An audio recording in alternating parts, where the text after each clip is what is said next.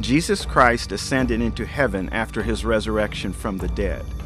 God tells us in Revelation chapters 6 and 12 something very dramatic happened in heaven sometime after this.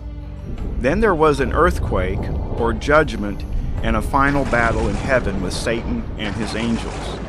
Satan was defeated and fell to earth to deceive and attack Christian believers. We're also told that Satan was angry because he knew his time was short. I watched as he opened the sixth seal. There was a great earthquake. The sun turned black like sackcloth made of goat hair, and the whole moon turned blood red, and the stars in the sky fell to earth as figs drop from a fig tree when shaken by a strong wind. Something important falls to earth 3 more times in Revelation chapter 8.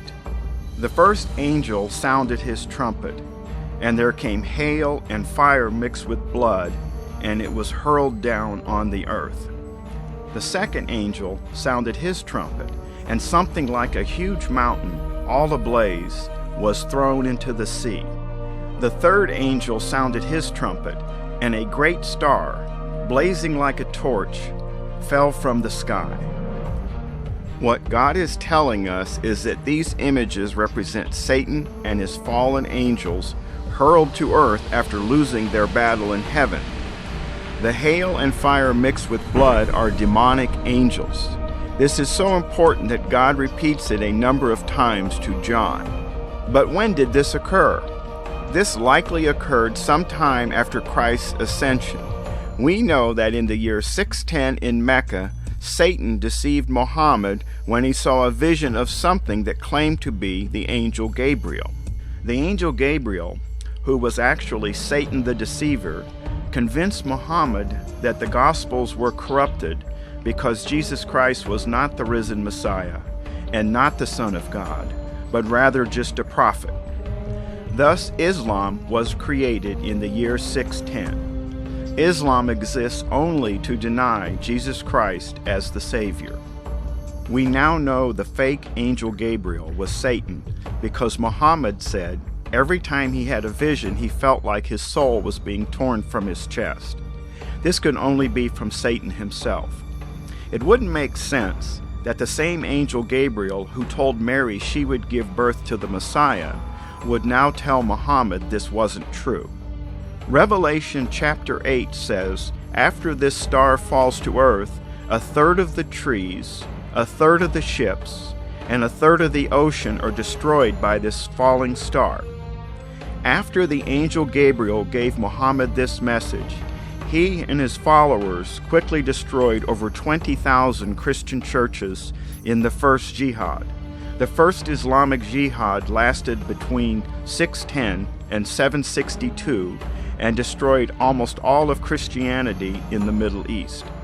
The 20,000 churches that were destroyed represented 1/3 of all Christian churches in the world at the time.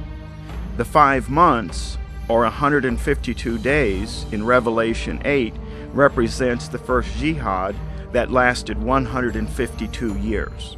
Islamic groups continue to destroy Christian churches to this very day.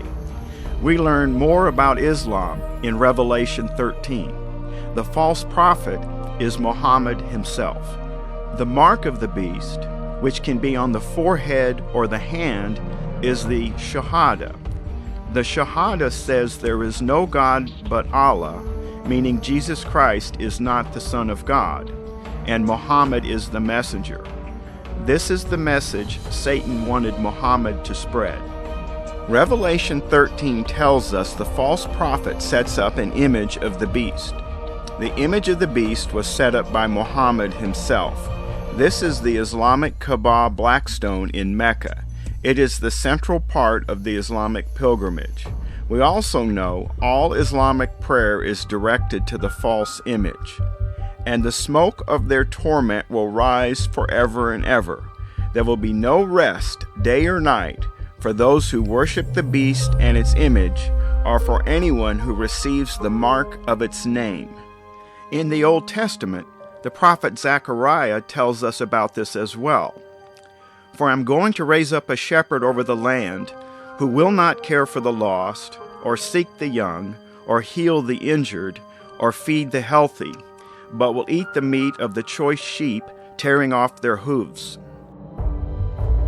To learn more about Bible prophecy and Islam, see our website at www.revelationnow.org.